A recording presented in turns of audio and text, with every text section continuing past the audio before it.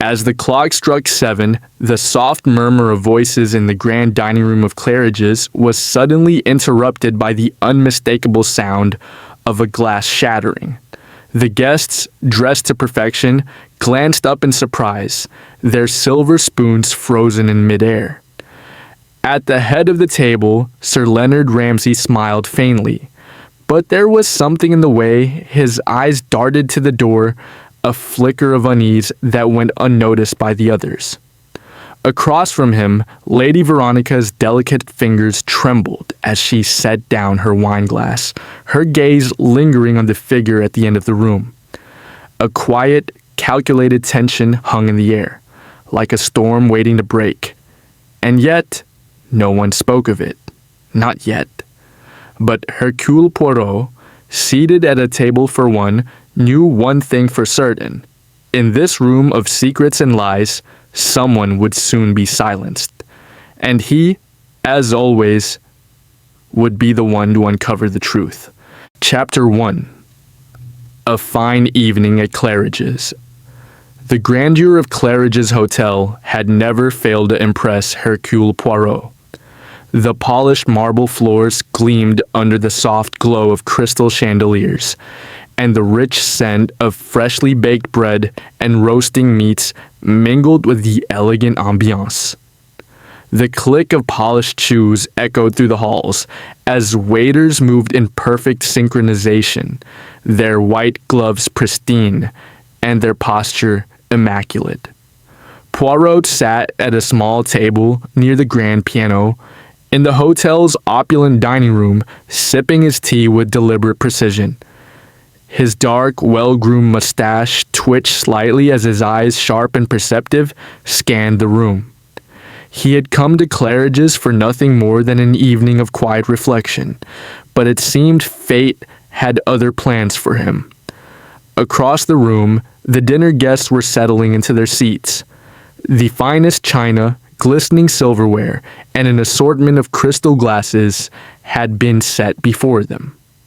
The table was arranged in the center of the room, a large oval affair with gleaming white cloth, adorned with a centerpiece of fresh roses.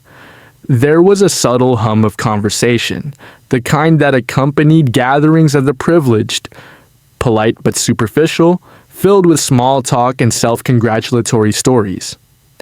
At the head of the table sat Sir Leonard Ramsay, a tall man in his early 50s, dressed in a tailored suit that bespoke a lifetime of wealth and influence.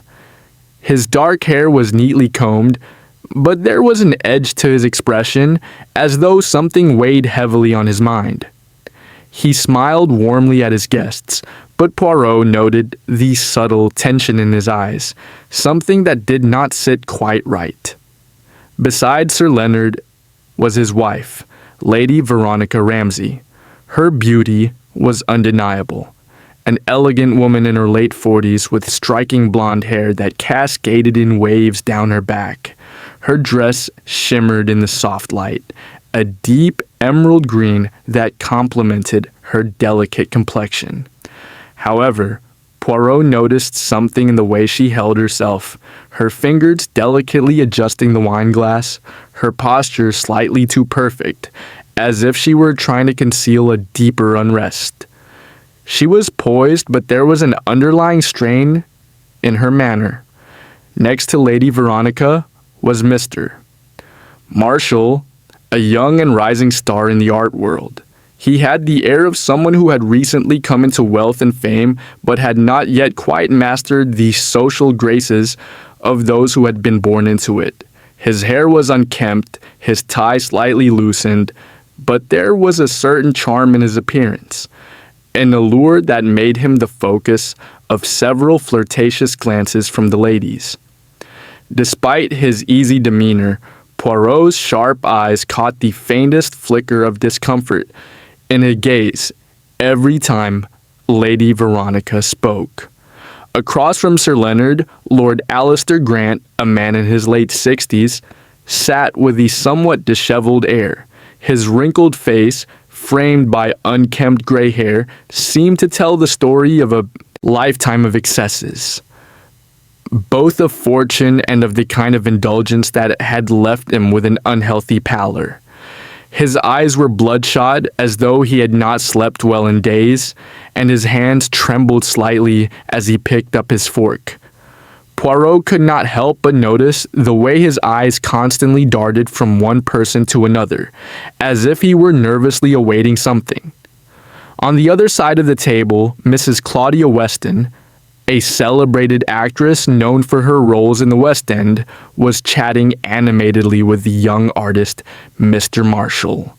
Her beauty was more refined than Lady Veronica's, classic, almost ethereal, with delicate features and a voice that could command attention without ever raising it.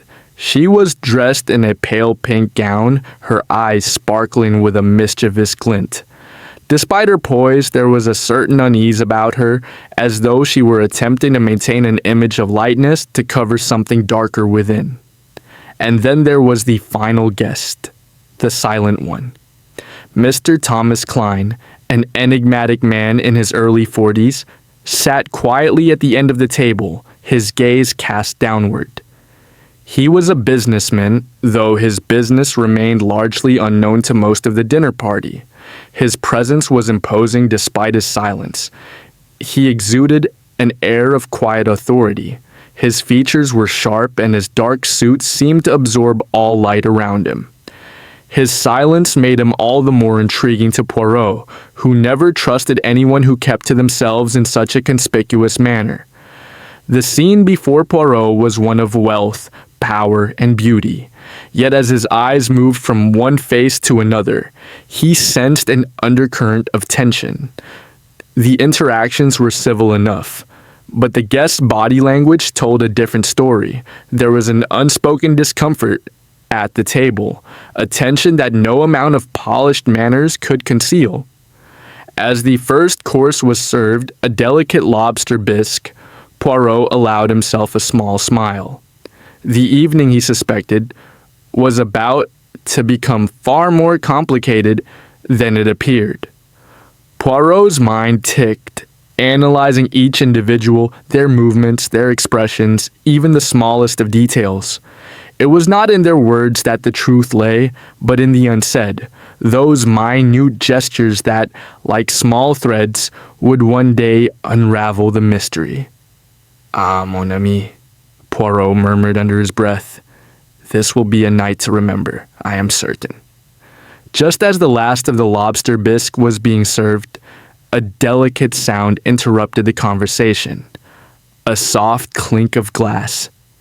Poirot's gaze shifted to Mr. Marshall, who had been speaking animatedly with Mrs. Weston. His hand had brushed against his wineglass, and the contents were now slowly spilling across the table. No one seemed to notice, absorbed in their conversations except Poirot, who couldn't help but wonder, was it an accident or was it intentional? It was a question that, for now, would remain unanswered. But Poirot knew one thing. This was only the beginning. This was just the start of a far greater puzzle. Chapter 2. The dinner begins. The waiters in their immaculate uniforms moved like clockwork as they served the next course, a delicate asparagus and pea risotto, its creaminess light and fresh. The faint sound of silverware clinking against plates filled the air, as did the low murmur of conversation. The guests, though all well-mannered, seemed to be engaging in a kind of social dance, each person aware of their role, but only half trusting the others. The evening was polite, but Poirot could feel that beneath the surface, something far more sinister was unfolding. Poirot's gaze flicked to Sir Leonard Ramsay at the head of the table. The financier, once an imposing figure, now appeared more strained than before, his eyes flickering with a subtle unease whenever his wife, Lady Veronica, spoke. She too was hardly at ease. Her fingers poised so gracefully at the wineglass, tightened slightly as she spoke to her husband, a fleeting look of discomfort passing over her face whenever she thought no one was watching. "Mon Dieu," Poirot muttered softly. "They're not the happy couple they seem to be." His little gray cells were already at work, piecing together what he observed. As the risotto plates were cleared away, Poirot took a delicate sip of his own wine. Though his mind was far from the glass, his thoughts were focused entirely on the guests around him.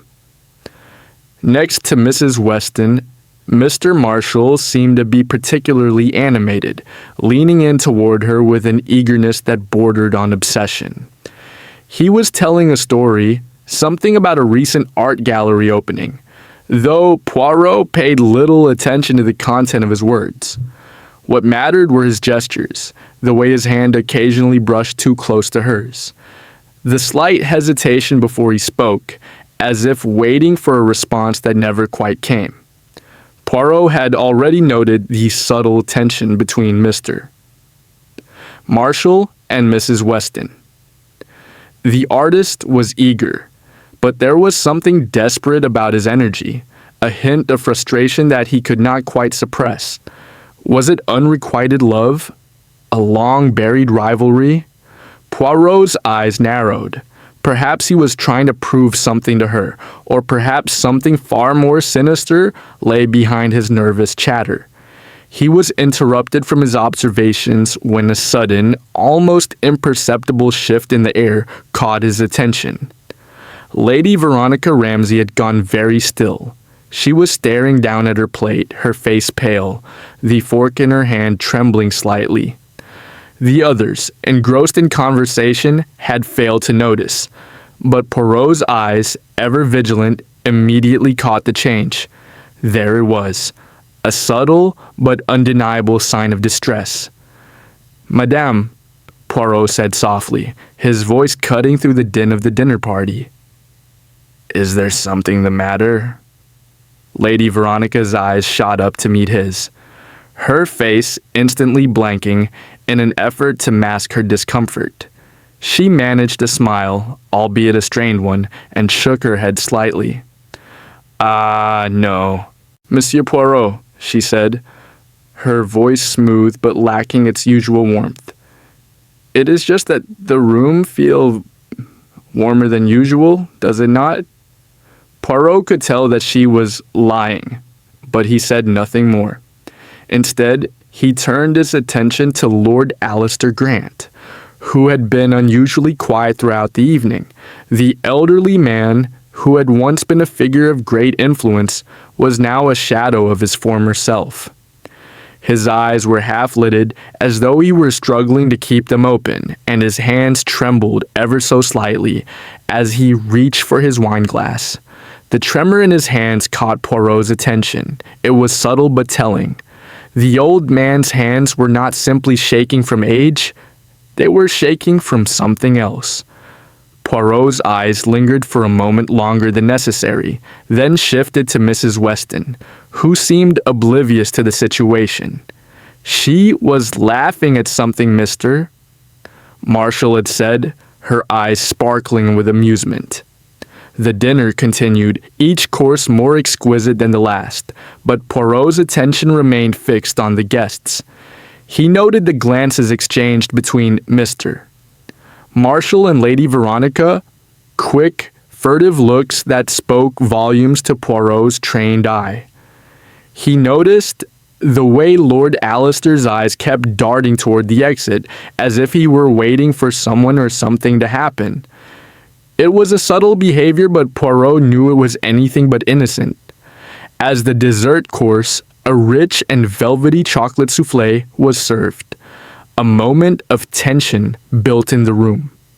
It was small, but significant.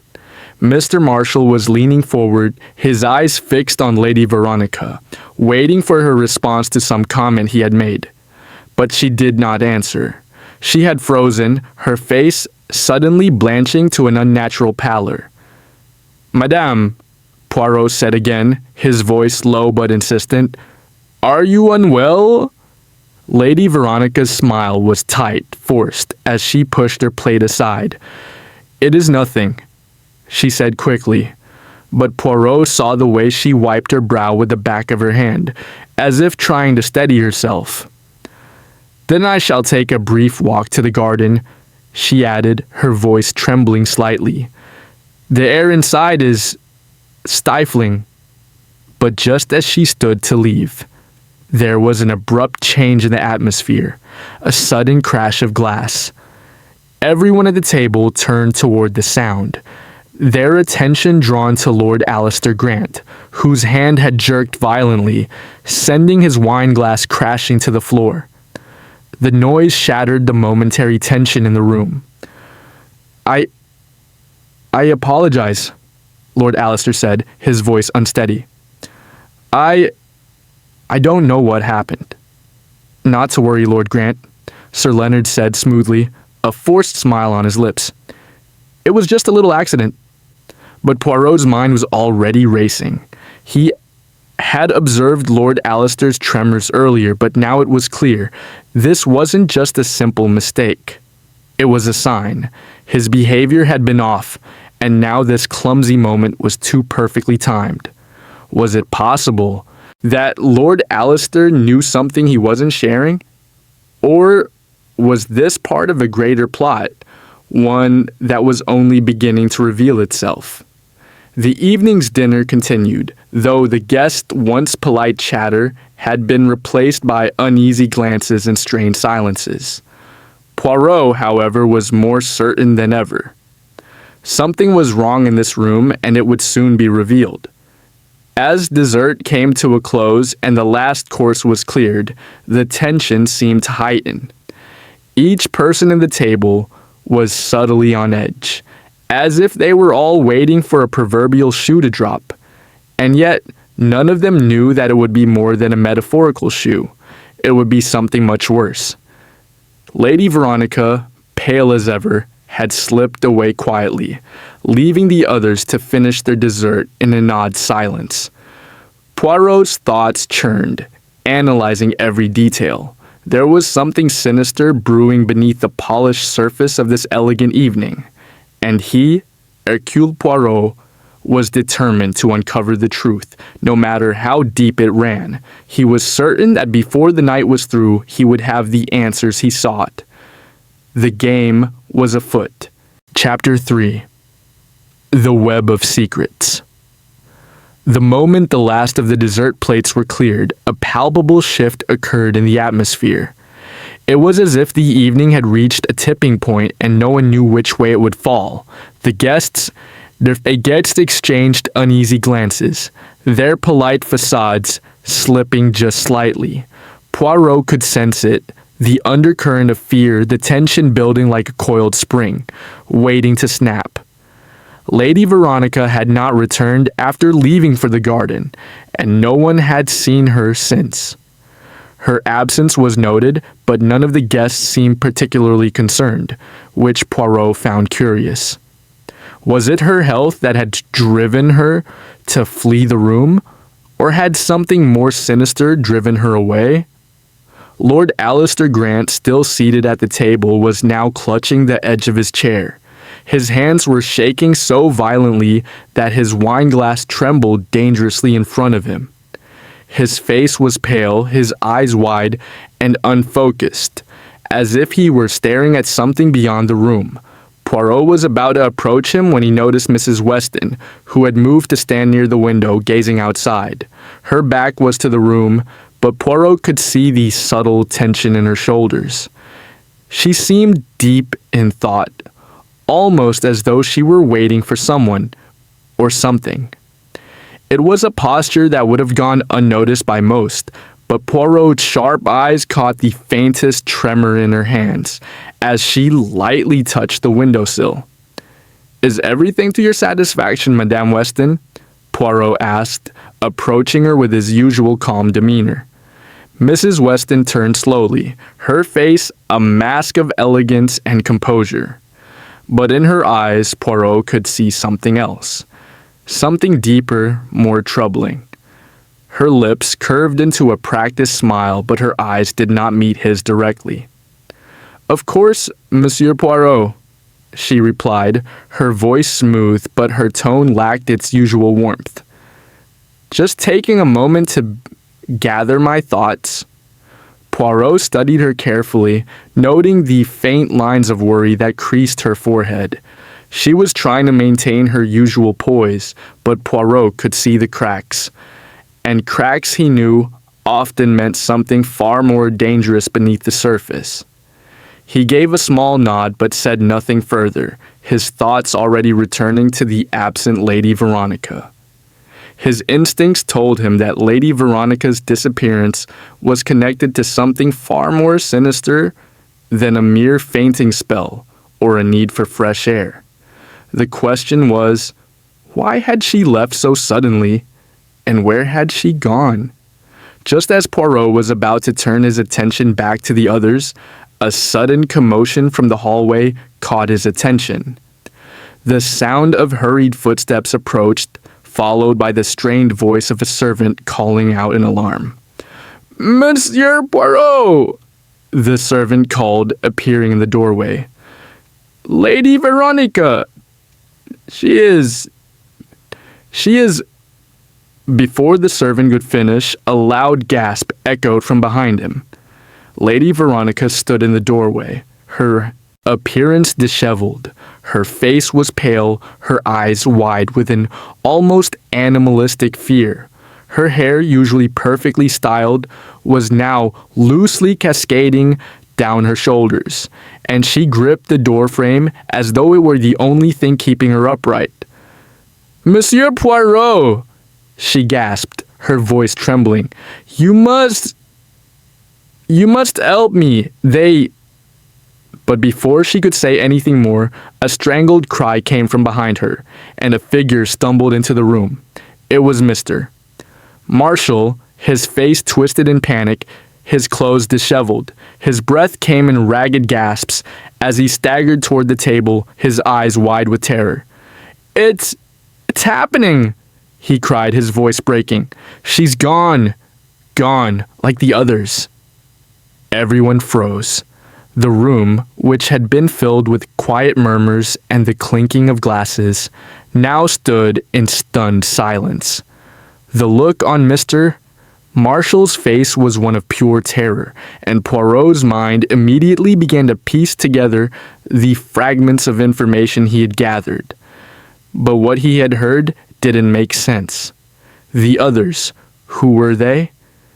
Before Poirot could ask another question, Mrs. Weston stepped forward, her face clouded with confusion and a touch of worry. "What is Mr. Marshall speaking of?" she asked, her voice tight. "What's happened to Lady Veronica?" Lady Veronica, still trembling, stepped back into the room, her eyes darting nervously from one person to another. I saw something," she whispered, her voice barely audible. "In the garden, someone was watching me. Her words faltered as she turned to look at Lord Alistair, whose pallor had only deepened since the commotion began. His hands were still trembling, and his lips barely moved as he whispered something under his breath.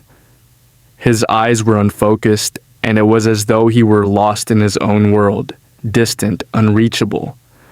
But something in his gaze, the flicker of recognition when Lady Veronica spoke, told Poirot that there was more to this than met the eye. "What is this, I wonder?" Poirot mused aloud, his voice calm despite the rising tension. "A most curious turn of events indeed. It seems, mes amis, that we have been pulled into a web of secrets. But tell me, Mr. Marshall," Poirot turned his piercing gaze to the artist.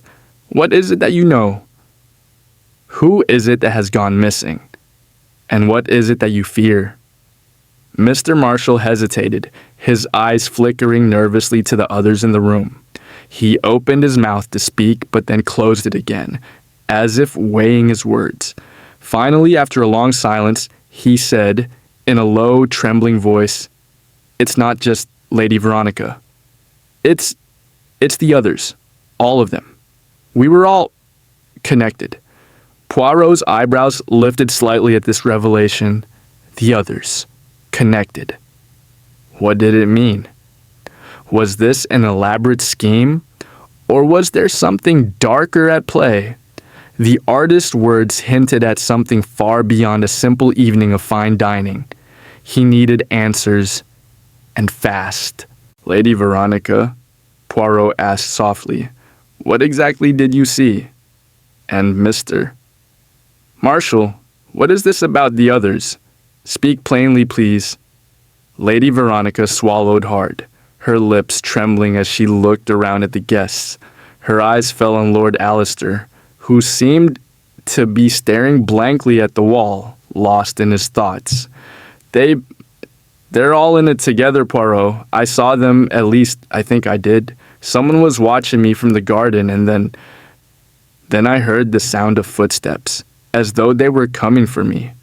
Poirot studied her closely. Her voice quivered with fear, but there was something else in her eyes. A look of recognition, a sense of betrayal. Suddenly, Lord Alistair, still trembling, looked up. We made a mistake. A terrible mistake, he whispered, almost as though he were confessing. And now it's too late. Poirot's heart raced. What had they done? What had been set in motion tonight? The tension in the room was unbearable. Everyone knew something, but no one was willing to speak the full truth. And Poirot, ever the detective, could see the delicate threads of the web slowly beginning to unravel. But the deeper the mystery went, the more dangerous it became. This dinner had become something far more than a social gathering. It was a trap, and Poirot had to navigate it carefully before it was too late. The tension was palpable. Every guest was now a potential suspect, each one of them entangled in the growing web of secrets. Poirot had to act fast before the mystery turned deadly. Chapter 4: The Final Revelation. The night had reached an ominous point. The dinner had begun as an elegant gathering, but now it had spiraled into something far darker, a labyrinth of lies and fear. Poirot stood at the center of it all, his mind ticking away furiously, dissecting each word, each movement, each glance exchanged. There was something terribly wrong in this room, and Hercule Poirot knew that to solve this, he would need to pull at the right threads before the entire web collapsed. Lady Veronica, still visibly shaken, clutched the back of her chair for support, her gaze darting anxiously around the room. Mr. Marshall, his face pale and sweaty, was trembling in a way that suggested he was holding back something immense. Lord Alistair had not spoken again, his earlier mutterings fading into the tension, his hands now wringing together as though he were trying to maintain control over some invisible force. Poirot's sharp eyes moved from one face to another, reading each of them carefully. Mrs. Weston, who had stood by the window, was now pacing softly, her heels clicking nervously against the marble floor. Her earlier composure had dissolved into unease. Every guest had something to hide, and it was clear that the only thing unspoken in the room was the truth. And Poirot, with his ever-vigilant mind, was determined to uncover it. Poirot glanced at the servant who had brought the distressing news of Lady Veronica's reappearance. The man stood by the door, unsure whether to enter or remain. But Poirot was beyond the theatrics of silence now. He needed to force the hand of the truth. Monsieur Marshal, Poirot began, his voice cool but filled with the weight of expectation. You mentioned earlier the others and your fear. You must speak plainly, my friend. There is no room for hesitation now. What is it that has brought you to this moment of distress? What is it that binds you all together? Marshall swallowed hard, his throat dry, before he finally spoke. It's not just a dinner, Poirot, he muttered. None of us are here by chance. We're all part of something bigger, something we've been trying to escape from. A mistake. That's what it all comes down to. We all made it together. His words were a weak thread in the storm of suspicions and confusion. But they gave Poirot the final piece he needed to start unraveling the mystery. "And what mistake is that, Monsieur Marshal?" Poirot pressed, his voice now sharp. "What is the nature of this mistake? And who is it that you are running from?" Marshal hesitated. He was a broken man now, on the edge of losing everything he had worked for. The terror in his eyes told Poirot that the story he had to tell was one that would shatter everything. "Years ago," Marshal began, his voice quiet, "we were all involved in an investment, one that promised more wealth than we could imagine. Sir Leonard Ramsay was the architect of it. He convinced all of us, Lady Veronica, Lord Alistair, Mrs. Weston, even myself, everyone here. But it was a lie, a dangerous one." Lady Veronica's eyes widened. She glanced quickly at Sir Leonard's lifeless body, still lying cold on the floor, and then back at Marshal. "You mean the investments were false?" she whispered. "Yes," Marshal said, nodding. "But not only were the investments false, they were based on fraud. Sir Leonard had a scheme, a massive one, involving the financial collapse of smaller businesses, using them to inflate the value of his portfolio. He made millions off of it, and we all unknowingly profited from it." Poirot's mind was racing. He had suspected as much, but hearing it out loud brought everything into focus. The guests at the table were not just members of high society. They were conspirators in a financial web, an intricate game of deception that had been played for years. Sir Leonard had been the architect, but the others had been complicit, knowingly or unknowingly, in his scheme. "And when did you realize the truth?" Poirot asked, his voice now laced with urgency. "Only recently," Marshal said, his eyes haunted. "Sir Leonard had grown too bold. He began making mistakes, making his deals too public. We were all under suspicion, and the walls were closing in. The authorities were beginning to take notice. That's why we had to stop him before he could turn us all in." The confession hung heavily in the air. The guests had been complicit, but now they were all cornered by their own involvement. But what happened next? How had Sir Leonard ended up dead? And why had the others waited so long to come forward? Poirot's gaze shifted to Mrs. Weston, whose movements had become increasingly erratic. Her eyes darted from person to person, and her hands were wringing together nervously. "Madame Weston," Poirot said softly but firmly, "you are part of this web as well. You have been quiet for too long. Speak now. What is your role in all of this?" Mrs. Weston stiffened, her face momentarily blank. Then she took a deep breath and looked directly at Poirot, her voice low but resolute.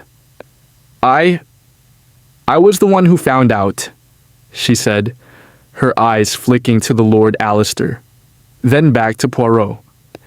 "I knew Sir Leonard was about to make a move that would destroy everything we had built. The truth was coming out, and we all stood to lose everything." Poirot leaned forward slightly, his mind working rapidly. "And what did you do, Mrs. Weston?" I ... She faltered for a moment. "I warned him. I told Sir Leonard that the authorities were getting too close, that we needed to end the scheme before it was too late. But he was reckless. He thought he could still control everything, and when I saw that his behavior was becoming more erratic, I began to worry for my own safety. That's when I made the decision. I had to act."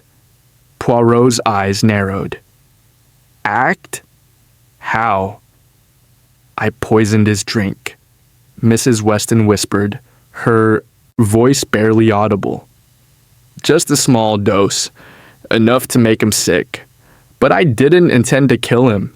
I thought he would just become ill and stop everything, that he would back off before it was too late. A chilling silence filled the room as the full weight of her confession hit. The woman who had been so poised and graceful was now an accomplice in a murder that had been committed in the name of protecting their wealth and secrets. "And did you think this would end the matter, Madame Weston?" Poirot asked, his voice calm but penetrating. Mrs. Weston shook her head slowly. "No, I didn't. I didn't expect Sir Leonard to die. He was too strong, too stubborn. But when he died, I realized it was too late, and I couldn't tell anyone. The others didn't know. None of them knew. And now..." Her voice trailed off as she looked at the others. Poirot's gaze turned to Lord Alistair, whose shaking had grown more violent. "And what of you, Lord Alistair?" Poirot asked. "What part did you play in this?" Lord Alistair, his face contorted with guilt, finally spoke. I helped cover it up. I thought I could control the fallout, that no one would ever find out. We all feared for our futures, and when Sir Leonard died, it seemed like the only option was to keep everything quiet." Poirot stood up and took a step back. His mind was clear now. The pieces were all in place. The dinner party had not been a casual gathering. It had been a gathering of conspirators, all of them bound together by a dark secret. Sir Leonard's death was not an accident. It was the consequence of greed, deception, and fear. "The truth is clear to me now," Poirot said, his voice filled with conviction. "But it seems that there is one more piece to this puzzle." The guests looked at him, confused and apprehensive. "Lady Veronica," Poirot continued, his eyes fixed on her, "you are not a mere bystander in all of this. You are hiding something. What did you see in the garden? And why did you flee so suddenly?" Lady Veronica, her eyes wide with fear, opened her mouth to speak, but before she could utter a word, a new voice rang out, one that no one expected. "I saw everything." The room went cold. Every eye turned toward the doorway, where a figure stood, silent, watching. It was Sir Leonard Ramsay, alive. The revelation stunned everyone. Sir Leonard had faked his own death. It was all part of a twisted game, a final act of revenge against those who had betrayed him. The poisoning had been a carefully planned ruse. And Sir Leonard had used it to expose the true nature of his guests. And so, the web of secrets unraveled, revealing that all of them had been trapped in their own lies, their own fears. In the end, Sir Leonard's master stroke had been to turn his death into a weapon against them all. The mystery had been solved, and for once, the truth had been more devastating than anyone could have imagined. Chapter 5. The Shocking Discovery. The room was frozen in disbelief. The figures in the doorway cast long shadows across the polished floor, each of the guests staring wide-eyed at the man who had once been the centerpiece of the evening, and now the source of its greatest shock. Sir Leonard Ramsay, dressed in a simple dark suit and looking every bit the ghost of his former self, stood there with a strange calmness as though he had never left. "Impossible!" gasped Lady Veronica, her voice barely a whisper as she took a step back. You were dead." Sir Leonard's cold gaze swept over the room, his lips curling into a smile that seemed more sinister than welcoming. "It seems I was," he said, his voice smooth, controlled, and oddly detached. "But I have never been more alive. And it is time for all of you to face the consequences of your actions." For a moment, no one moved. The air felt thick, suffocating. Poirot, who had been on the edge of the storm, stood still, taking in every nuance of Sir Leonard's demeanor, every flicker of emotion or lack thereof in his eyes. The mystery had just taken an entirely new and more dangerous turn. "How is this possible?" asked Mr. Marshall, his voice trembling. You were dead. I saw the body. I saw the body." Sir Leonard cut him off sharply, his expression darkening. "That was a simple ruse, my dear artist. A trick to ensure that you all thought me gone, to ensure that you would continue with your filthy little secrets. But the game is far from over." The guests shifted uneasily in the seats. Lady Veronica's hand pressed to her chest, her face pale, as though trying to steady herself after a long, drawn-out shock. Lord Alistair, who had been nearly catatonic earlier, now seemed to snap into action, his mouth opening as if to speak, only to falter and fall silent. Poirot, however, did not falter. His sharp eyes never left Sir Leonard, watching his every movement, every word. "So," Poirot began, his voice cutting through the tension, "the poisoning was not meant to be fatal, but a charade?" "Exactly," Sir Leonard replied, his gaze narrowing. "I needed to disappear. For a time, at least, I knew too much about all of you, about your little deals, your betrayals, your dirty secrets. You thought I was dead, and you thought you were free. But I was watching, waiting for the right moment to reveal the truth. The pieces were falling into place now." Poirot's mind raced. Sir Leonard had orchestrated his own death to expose the lies and secrets of those around him. But what was his ultimate goal? Was it revenge, or was it something more? The other guests, all visibly shaken, were still trying to process the situation. They had been caught in Sir Leonard's web, but there was something deeper at play, a game of power and deception played by a master. Lady Veronica, now looking more composed, stood up. "You did this to us, all of us?" she asked, her voice cracking, with a mixture of disbelief and anger.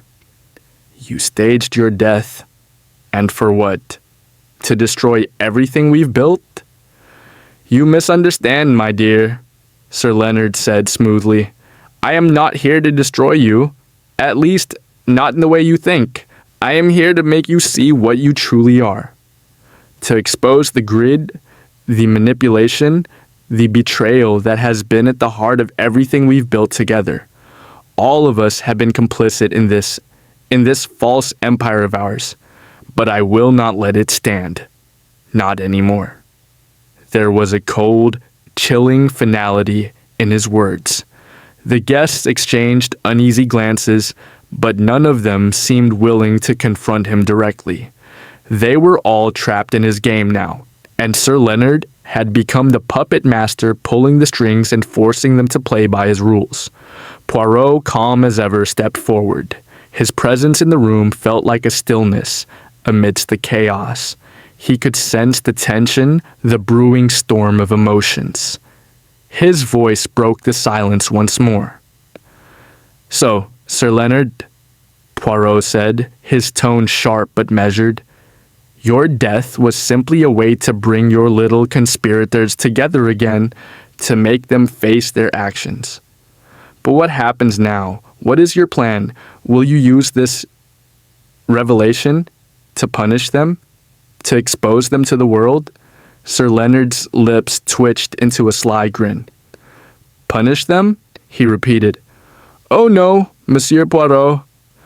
There is no need for punishment. The punishment is already here. The consequences of their actions are already unfolding." He paused, looking around the room with a calm, almost detached gaze. "You see, the truth cannot be hidden forever. We can run from our mistakes, cover them up, but eventually the truth catches up to us. And when it does, we are left with nothing but the wreckage of our own lies." Poirot, who had been silently contemplating Sir Leonard's words, took a step back. He was beginning to see the true scale of this twisted game. Sir Leonard had set the stage for his own dramatic return, a grand reveal that would leave the guests and himself caught in the web of their own making. But the true question was, what did Sir Leonard want from all this? What was his ultimate goal in forcing the truth to the surface?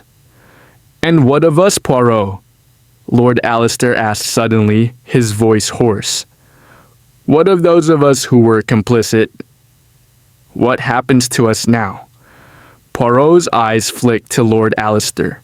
The old man looked more broken than ever, his shoulders hunched in resignation. Poirot could see the fear in his eyes, the fear of facing the consequences of a lifetime of mistakes. The truth, Monsieur Grant, Poirot said softly, has a way of making people face the consequences of their actions. You have all built your empire on deceit, but now it seems that empire is crumbling. The truth is the one thing none of you can escape. There was a long pause.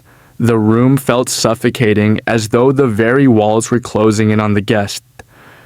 Sir, Leonard's presence, so cold and calculating, cast a dark shadow over them all. They had all been complicit in the fraud, in the lies, in the manipulation that had bound them together. But now, with Sir Leonard's return, they were all left to face the inevitable. You are right, Poirot, Sir Leonard said finally, his voice softer now, almost regretful. But I will not let you or anyone else destroy the legacy I have built. I have worked too hard, and I will not see it all come crashing down. Poirot studied him closely, watching for any flicker of emotion. Sir Leonard's words were calm, but Poirot could sense the desperation beneath the surface. He had played his hand, but the game was far from over. You may have escaped death, Sir Leonard, Poirot said quietly, but you cannot escape the truth. And the truth will be your undoing, just as it will be for the others in this room. Sir Leonard's eyes narrowed as he stared at Poirot, but there was no fear in his gaze, only a cold, calculating resolve. I think, Monsieur Poirot, that you may be mistaken, Sir Leonard replied, his voice dripping with venom. Because when the truth comes out, it will not be you who controls the outcome. It will be me. And with that, the tension in the room escalated, the players locked in a deadly game of deceit and power. As Sir Leonard's final words hung in the air, Poirot knew that the true mystery was only just beginning to unfold. The truth was out, but the game had only just begun. The shocking discovery of Sir Leonard's survival had turned the dinner into a battlefield, a place where secrets would be laid bare, alliances would shift, and the final revelations were yet to come. But one thing was certain. In the end, the truth would always prevail. Chapter 6. The investigation begins. The air was thick with tension as the guests processed the startling revelation. Sir Leonard Ramsay, thought to be dead, was alive and well, standing before them with an unsettling calm. His words echoed through the room like the tolling of a bell, and the silence that followed felt heavy, oppressive, as if the very walls of the grand dining room were closing in on them. The guests, trapped in the web of their own deceit, exchanged anxious glances, but none dared speak. Poirot remained still, his mind working like clockwork, ticking through the possibilities. He observed the reactions of each guest, watching for any sign that would reveal the deeper truths lurking beneath their well-crafted facades. Lady Veronica, Poirot began, breaking the silence with his usual calm. You are strangely quiet. You were the one to discover Sir Leonard's death. You must know more than you have told us. Lady Veronica's pale face flushed with embarrassment and fear. She took a step back, her hand trembling as she clutched the back of her chair. I don't know what to say, Monsieur Poirot, she stammered, her voice quivering. I was the one who found his body. I saw him, his lifeless body, just as you all did. But now, she looked at Sir Leonard, her eyes filled with disbelief. Now, I don't understand any of this. Understand? Sir Leonard's voice interrupted, cold and cutting. Do you not understand, my dear? The plan was never to allow you to understand. It was always about control, about power. You see, I had to disappear, and I needed to ensure none of you would be free of your guilt.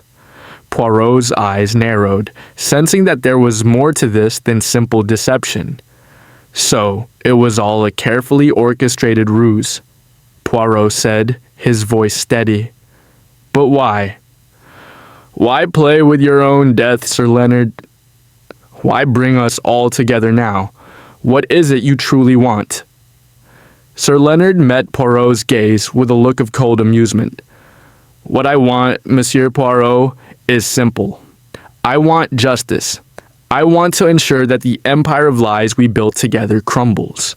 You see, I have known each of you far better than you think.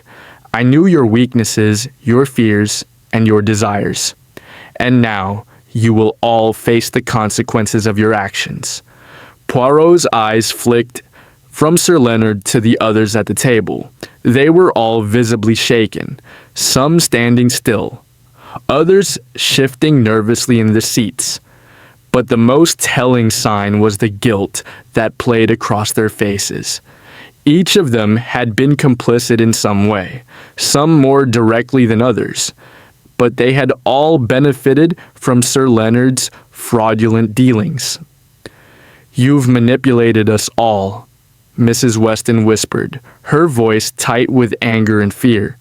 We were all a part of your game, but I never wanted any of this. I never wanted to be a part of your lies. Poirot's attention shifted to her. He had suspected that Mrs. Weston, with her poised demeanor, had been hiding something. Now it seemed that her fears were real. She had been a pawn in Sir Leonard's grand scheme, though whether she had been complicit willingly or unwittingly remained to be seen. What did you know, Madame Weston? Poirot asked, his gaze intense. Did you understand the full extent of Sir Leonard's plan? Or were you simply caught in his web, like the others? Mrs. Weston hesitated before answering. I knew enough. I knew there were irregularities in the investments, but I didn't think they were this bad. When I found out the truth, it was too late. I couldn't get out. We were all in too deep. Exactly, Sir Leonard interjected, his voice dripping with scorn. We were all in this together, whether we liked it or not. You, Mrs. Weston, you thought you could escape, but you couldn't. None of you could. And now you are all bound to me. The gravity of the situation hung over the room. The atmosphere had shifted from one of stunned disbelief to one of palpable dread. Sir Leonard had played them all, not just by faking his death, but by creating a trap so intricate that no one had seen it until now. And now, Poirot understood. Sir Leonard didn't just want revenge. He wanted to ensure that his guests, his partners, his accomplices were brought to justice. But how far would he go to see that happen? Poirot turned to Lord Alistair, whose trembling hands had now gripped the edge of the table. Lord Alistair, he said, his voice laced with subtle challenge. You seem particularly uncomfortable. What do you know about Sir Leonard's plans?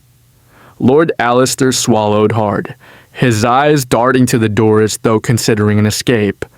I didn't know everything, Poirot, he said, his voice thick with regret, but I knew enough.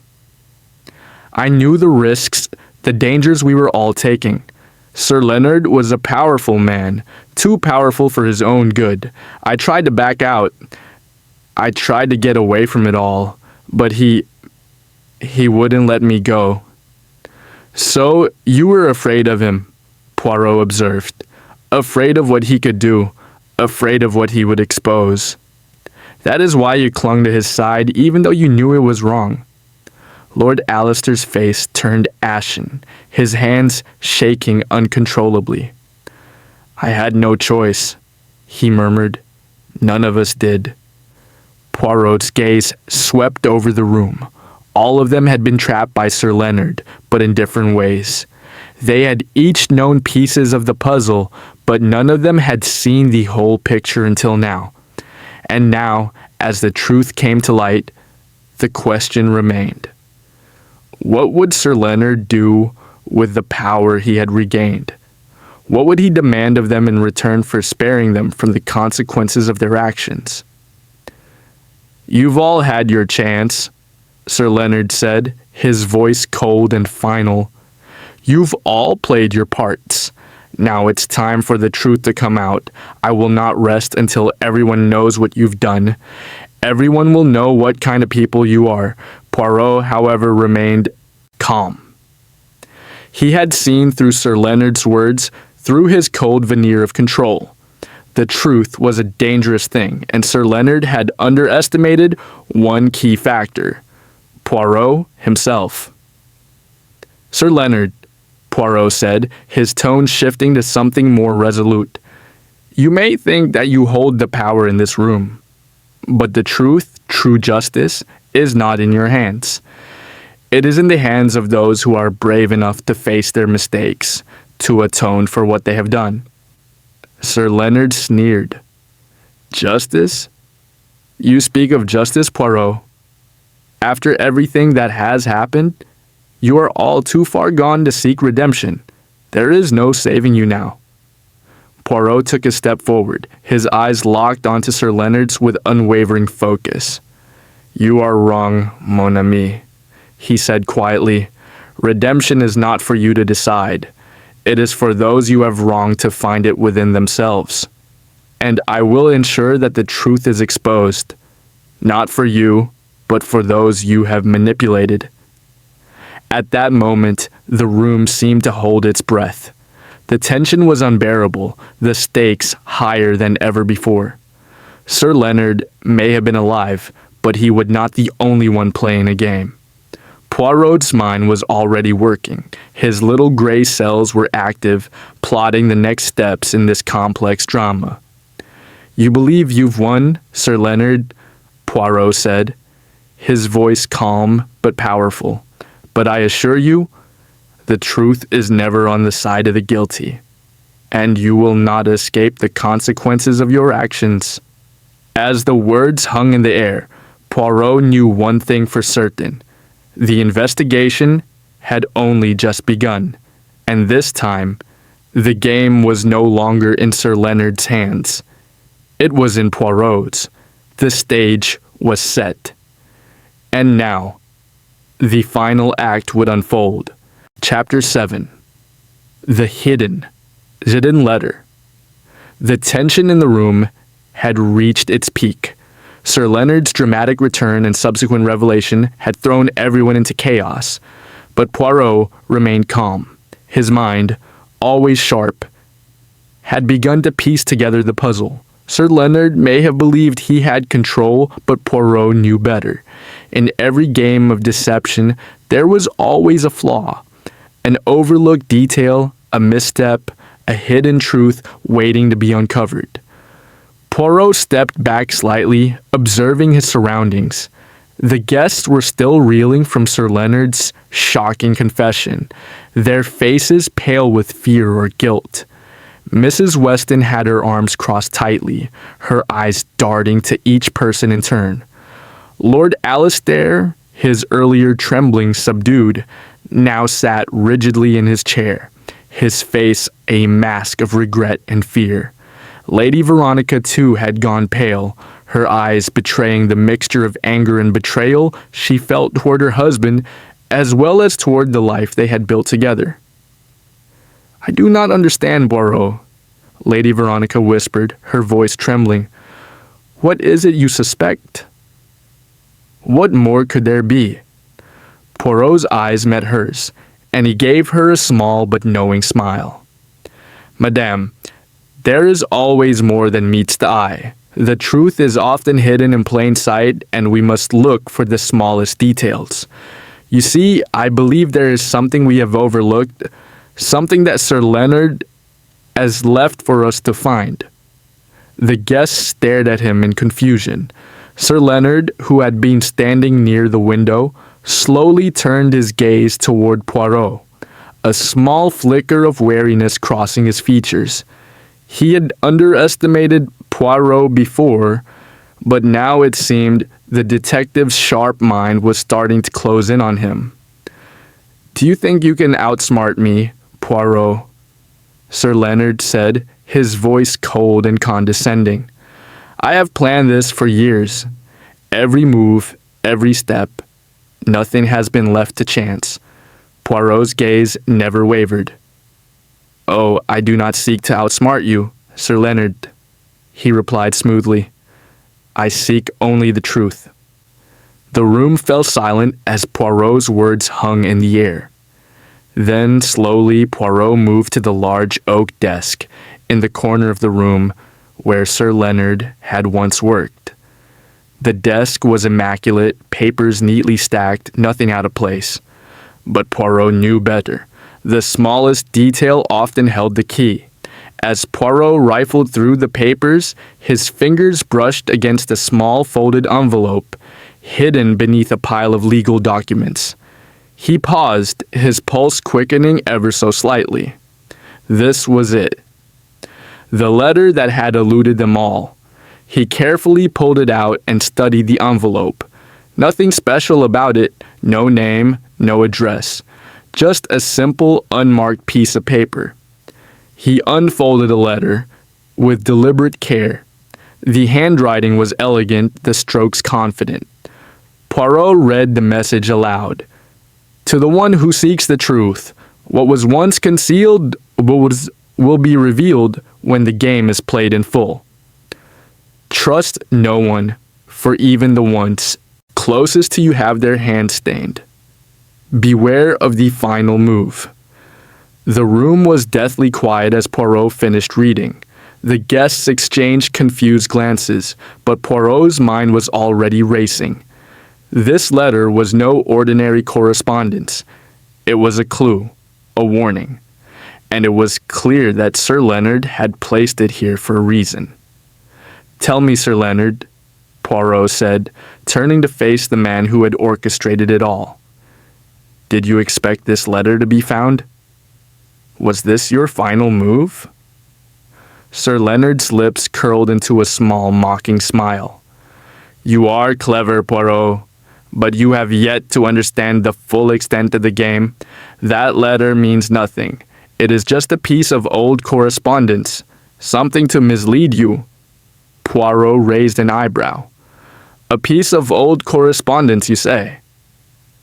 And yet it contains a warning that someone here is not what they appear to be. I believe this letter is a message, not just to me, but to everyone in this room. A message that tells me the truth is still out of reach, and that someone among us is hiding something far darker than we realize." The room shifted uneasily as Poirot's words sank in. Mrs. Weston looked away, her fingers tightening around her glass of wine. Lord Alistair shifted in his seat, his eyes darting to the door as though seeking an escape.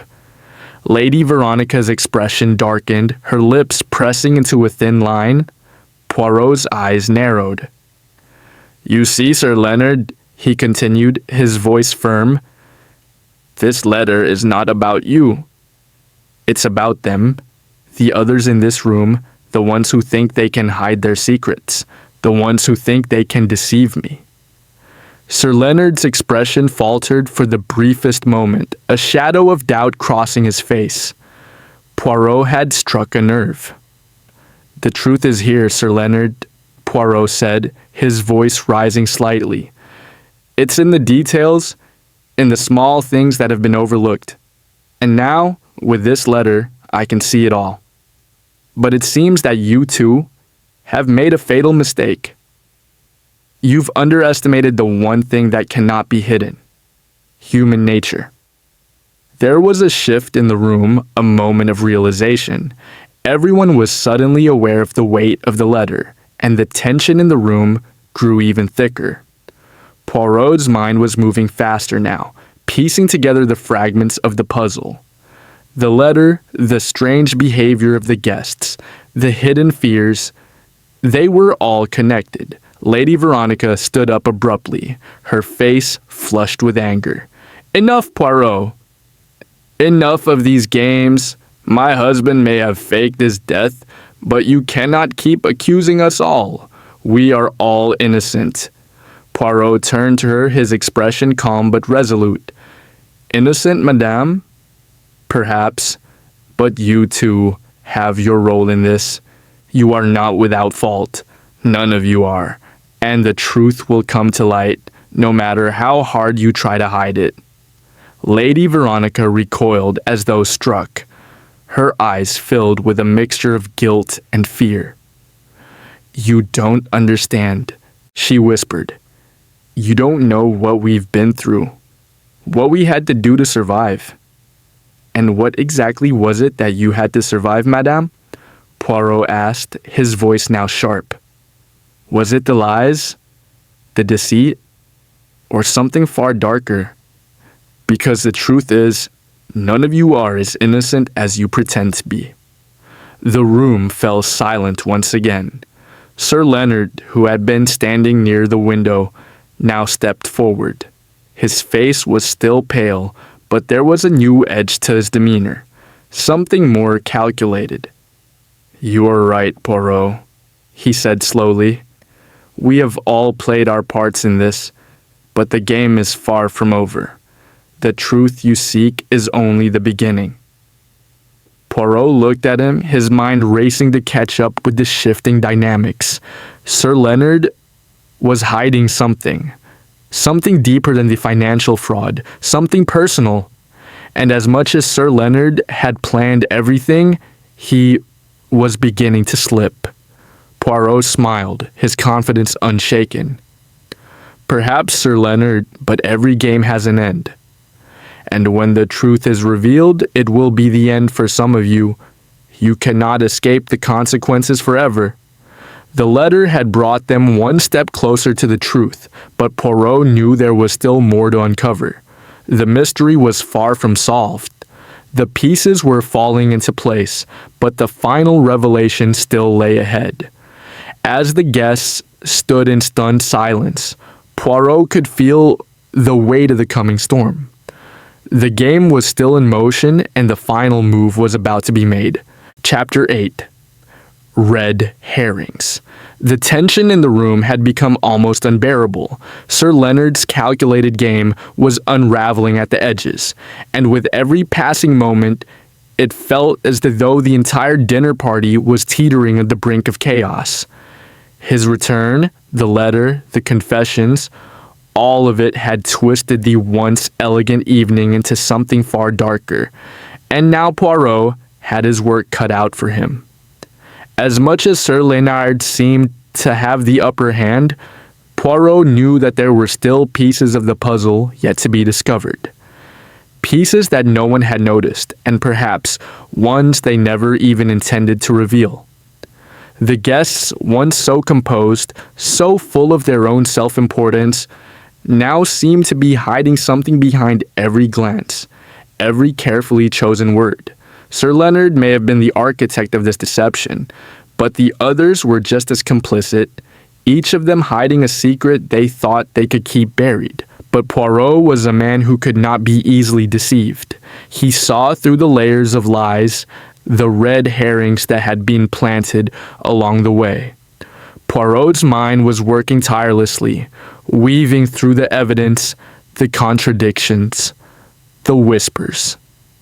Every word spoken, every gesture made, was now a clue, a potential lead that could guide him closer to the truth. But there was one thing Poirot knew with certainty. Not everything was as it seemed.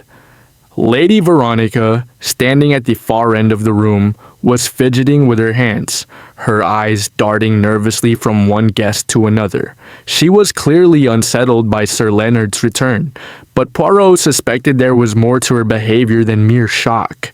He had seen the signs before: anxiety, hidden guilt, a desire to distance oneself from the truth.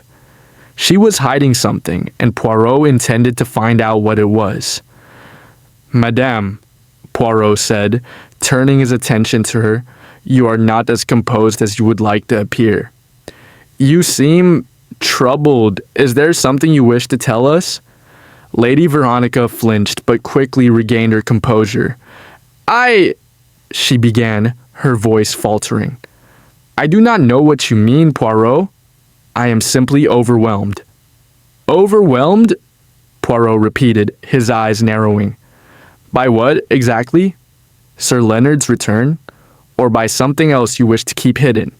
Lady Veronica's gaze flickered to Sir Leonard, who stood across the room, observing them with a quiet, almost amused expression. She swallowed hard, her mouth dry. I was only trying to protect us, all of us." "What did you expect me to do?" Poirot took a step closer, his voice soft but insistent. "What did you do, madame? What did you do to protect us?" Before she could respond, there was a sudden cough from Lord Alistair, who had been silent for far too long. His voice was shaky, but there was a note of desperation in it. "This is madness," he exclaimed, pushing his chair back as he stood up. "All of you are accusing each other of things that none of us could have possibly done. We're all caught in this web together. What difference does it make anymore?" Poirot turned his gaze to Lord Alistair, studying him closely. The older man's outburst was telling. There was a strain in his voice, a fear of being exposed.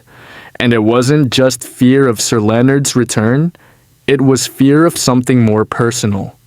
"Lord Alistair," Poirot said, his tone careful, "you seem quite disturbed by this discussion. What is it that troubles you, if not the idea of your own culpability?" Lord Alistair's face paled and his hands trembled as he reached for his glass of wine, his movements jerky and uncontrolled. "You're all wrong," he muttered, his voice low. "None of you know what you're talking about." Poirot took a step back, giving Lord Alistair some space. His suspicions were growing. Sir Leonard had orchestrated this entire evening as a way to bring everything to light. But what if there was more to it? What if there was something else that none of them had even considered? "Perhaps, Monsieur Grant," Poirot said thoughtfully, "you are not entirely wrong. Perhaps none of us fully understands the extent of this situation. But what we do know is that everything we have been told so far has been designed to mislead us. There are many red herrings in this room, things that distract from the true nature of what has been going on."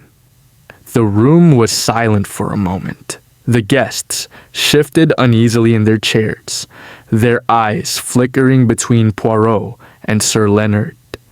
Poirot could sense that they were beginning to realize the truth, that they had all been misled, that their assumptions were based on lies. Poirot's mind returned to the letter Sir Leonard had left behind. It was clear that Sir Leonard had expected them all to focus on the grand reveal, the fake death, the fraudulent investments. But the letter had also contained a warning. It had alluded to something deeper, something darker than they had all been led to believe. And now, Poirot was certain that the letter was more than just a message for him. It was a message for everyone in this room. "Do you truly believe, Sir Leonard?" Poirot asked, turning back to face the man who had orchestrated this entire charade.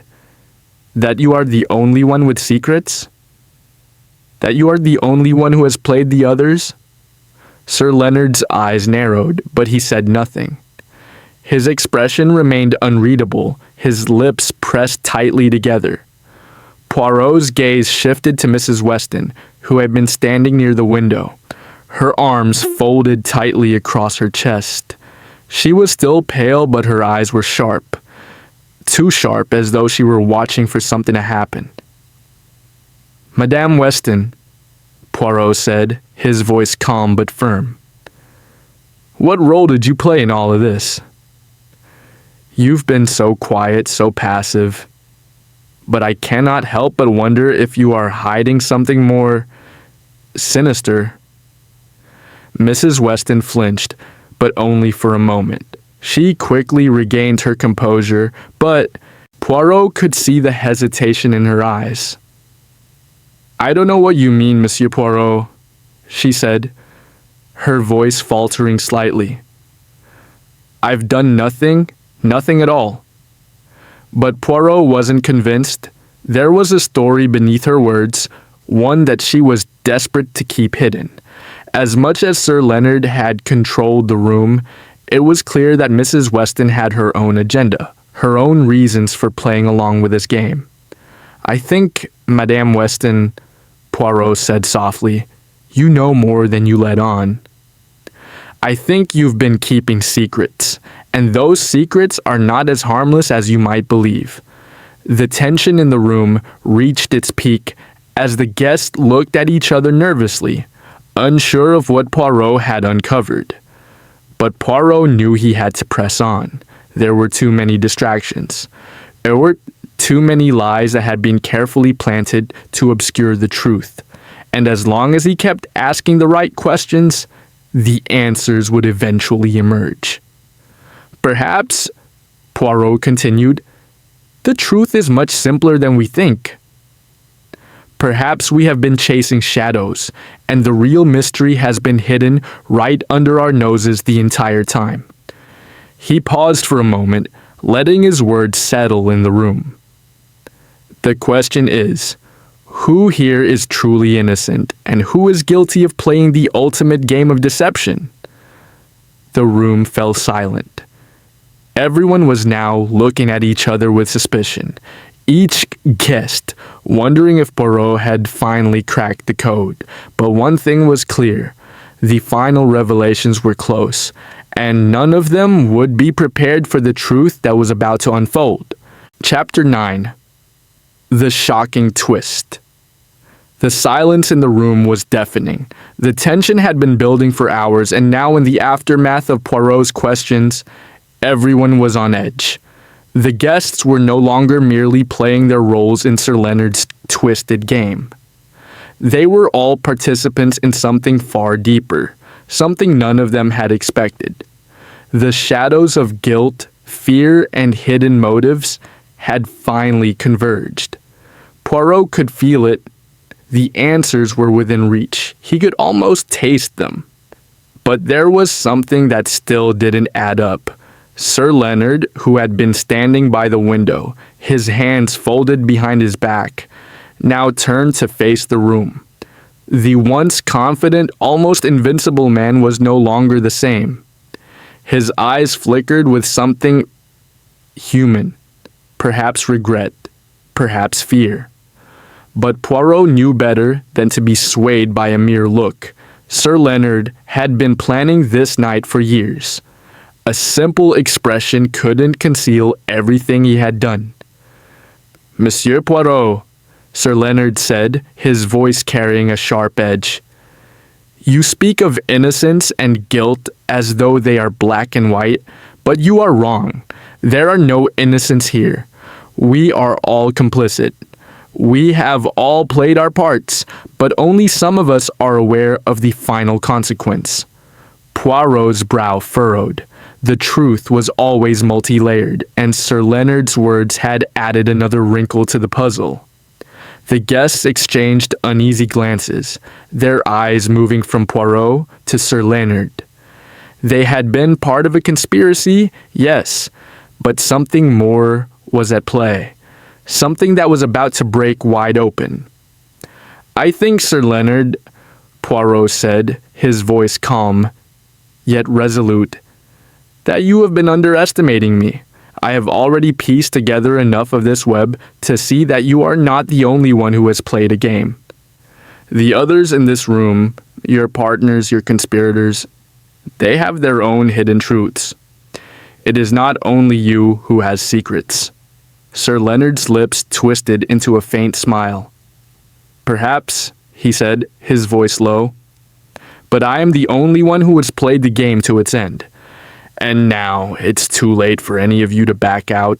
The consequences are inevitable." Poirot was silent for a moment, his mind racing. Something was amiss. Something in the way Sir Leonard spoke. His confidence had slipped. Sir Leonard was no longer in control. And Poirot had always known that, in any game, the one who appeared the most confident was usually hiding something crucial. The pieces finally clicked together. Poirot's gaze shifted to Mrs. Weston, who had been avoiding eye contact with him for much of the evening. Her usual composure had shattered completely. Her hands were clenched, her breath shallow. She had been hiding something far worse than just being complicit in a financial scam. Poirot could feel it now, that gut instinct telling him the truth was within her. "Madame Weston," Poirot said, turning to her with quiet determination, "you have been hiding something from all of us, haven't you? You know the full extent of what has been going on." Mrs. Weston's eyes darted around the room, desperate for a way out, but there was nowhere to run. Poirot had cornered her. She opened her mouth, but no sound came out. Instead, her face twisted with guilt, as the words finally tumbled out in a whisper. I never wanted this. It was supposed to be a simple deal just to get some money, to get away from my debts, but it spiraled out of control. And when Sir Leonard found out, he threatened me." The room seemed to close in on her as everyone listened, the full gravity of the situation starting to sink in. Lady Veronica's gaze fixed on her, and for a brief moment, Poirot saw the flicker of recognition in her eyes. She had known something she had kept hidden all along. You were involved in the death?" Lady Veronica's voice was hoarse, her words a quiet accusation. Mrs. Weston's hands trembled, and she lowered her head in shame. "No, I didn't kill him. I only wanted to stop him from exposing us. He knew everything. I thought that if I made it look like he had disappeared, I could get away with it. But I didn't know. I didn't know how far Sir Leonard had planned everything. I didn't know what he was really doing." "Then what did you think was going to happen?" Poirot asked, his tone now intense. "You cannot hide the truth forever, Madame Weston. You, too, were part of the game. You thought you could outsmart everyone, but Sir Leonard had you in his trap, just like the rest of us." Mrs. Weston lifted her eyes, her face pale, her voice cracking as she spoke.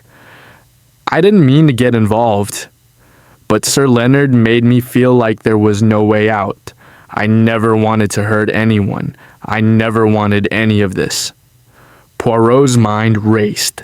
Mrs. Weston had been one of the most calculating of them all, and yet here she was, confessing her part in Sir Leonard's machinations. But there was still something missing. There had to be more to the story. Sir Leonard had made a mistake in revealing the details of his plan. There was a key piece that none of them had yet uncovered, and it was right in front of them.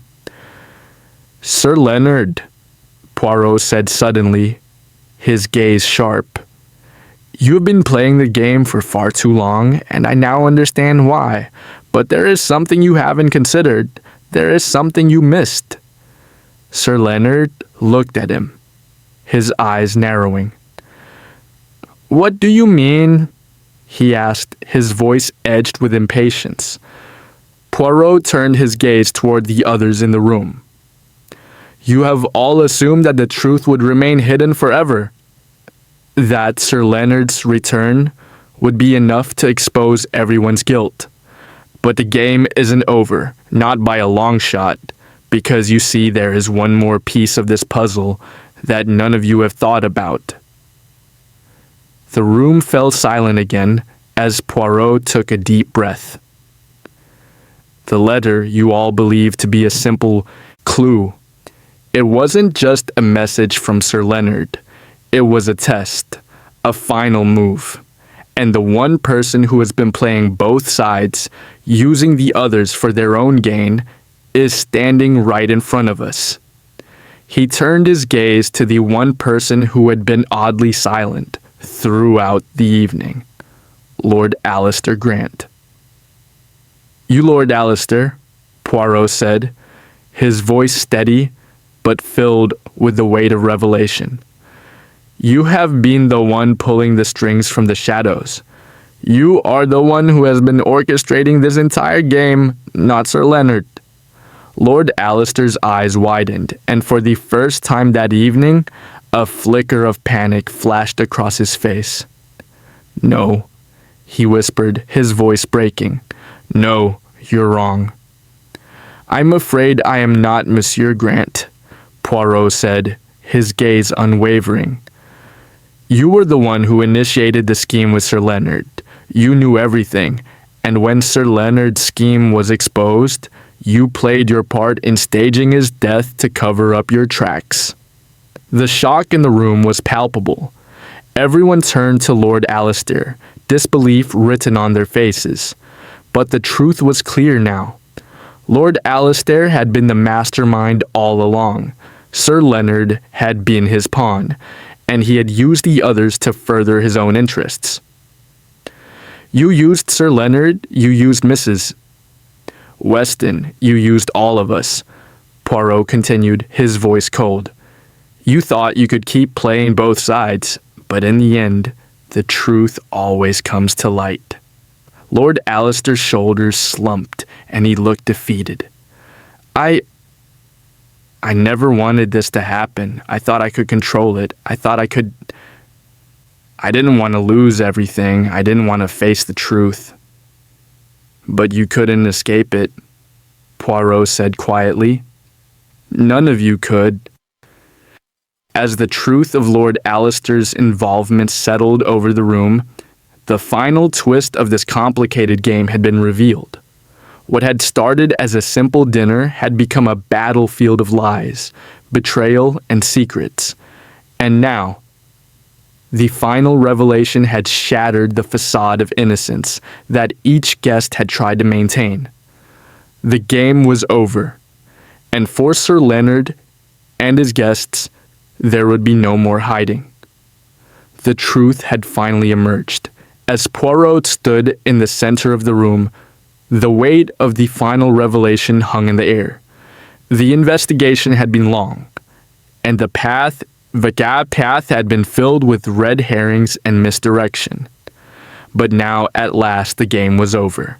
The guilty would be exposed, and justice would be served. The truth, as always, had triumphed. Chapter 10. The Final Revelation. The room was thick with the weight of truth. The silence that followed Poirot's revelation felt almost tangible, hanging in the air like a storm cloud ready to burst. Sir Leonard Ramsay, the man who had orchestrated this entire evening, now stood revealed as nothing more than a pawn in a much larger game. But even more shocking than that was the true mastermind. Lord Alistair Grant, the once respected patriarch whose carefully crafted facade had crumbled under the scrutiny of Poirot's brilliant deductions. Sir Leonard, who had once held the reins, now stood in stunned silence. His face, which had once been filled with cold, calculated pride, was now ashen. He had believed himself to be in control, but the truth had slipped from his fingers like sand. Lord Alistair, the one who had carefully pulled the strings from the shadows, had been unmasked. Lord Alistair's face had gone the color of old parchment. His trembling hands gripped the back of the chair as though it were the only thing keeping him upright. His breath came in short, panicked gasps, and his eyes darted between the faces of the guests, as though searching for an escape from the finality of the truth.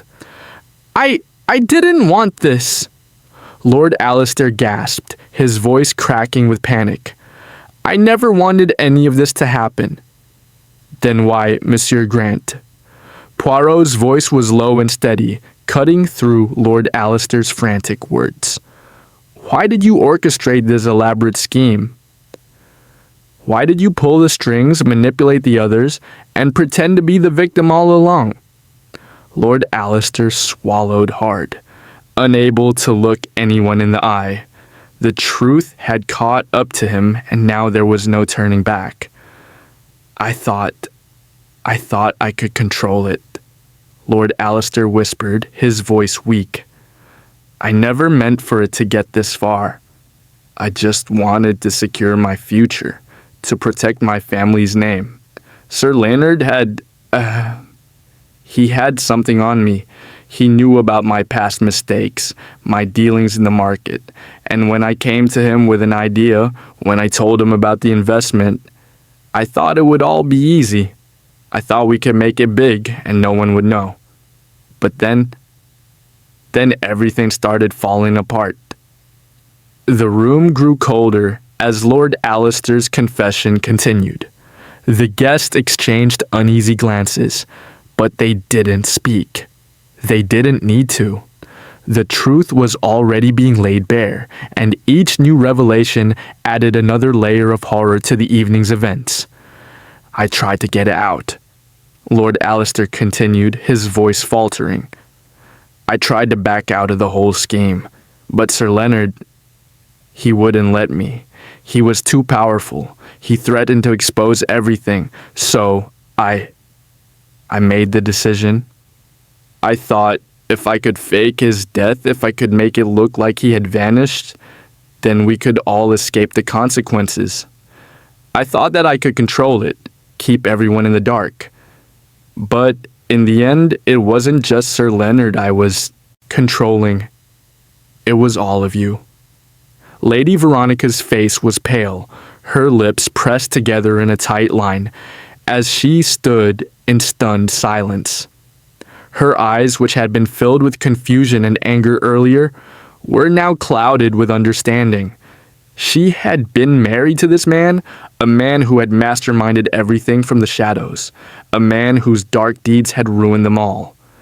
"You planned it all," Lady Veronica said, her voice steady but laced with betrayal.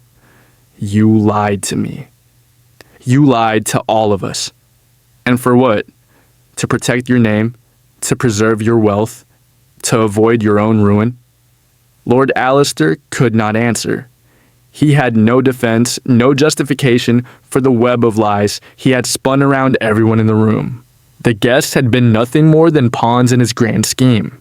They had been manipulated, coerced into playing their parts in a game they didn't even know existed. "Yes," Lord Alistair whispered, his voice barely audible. "I thought I could control it all. I thought if I kept Sir Leonard under my thumb, if I made him think I was loyal, I could walk away unscathed. But now it's all falling apart." Poirot, ever the composed detective, took a step closer.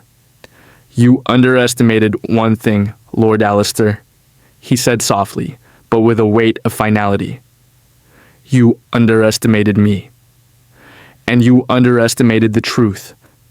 The room seemed to breathe with a collective exhale as Poirot's words hung in the air.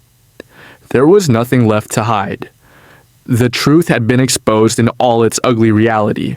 Sir Leonard, who had been so confident in his plans, was now revealed as nothing more than a tool in Lord Alistair's game. Mrs. Weston, who had tried to play the role of the innocent bystander, was also caught in the trap. Each guest, each participant in Lord Alistair's scheme was now facing the consequences of their actions. "I never wanted to expose you all," Poirot continued, his gaze turning to each of the guests. But sometimes the truth has a way of coming to light, and when it does, it's impossible to turn away from it. You may have thought you were playing a game, but the truth is always the ultimate judge, and now the game is over. Lady Veronica, her voice shaking with emotion, turned to Sir Leonard. "And you," she said, her words laced with fury and hurt. "You allowed this to happen. You knew everything. You manipulated me, just like you manipulated everyone else." Sir Leonard remained silent for a moment, his gaze cold and calculating. "You are right, madame," he said, his voice low. "I have used everyone in this room. But you are no better. You knew what was happening. You knew the risks. And yet, you chose to turn a blind eye to it." Lady Veronica flinched, her face going red. The sting of his words hurt, but deep down she knew they were true. She had been part of the scheme, just like the others. They had all been complicit in one way or another. But now, Sir Leonard continued, his voice growing colder, "It's too late. You will all pay for what you've done. There is no escape now. The consequences of our actions are inevitable." Poirot stepped forward, his eyes sharp with focus. "The consequences, Sir Leonard," he said firmly, "are not for you to decide. You may think you've won, but you are mistaken. In the end, it is the law that will have the final say." The room seemed to pause, as if waiting for someone to intervene.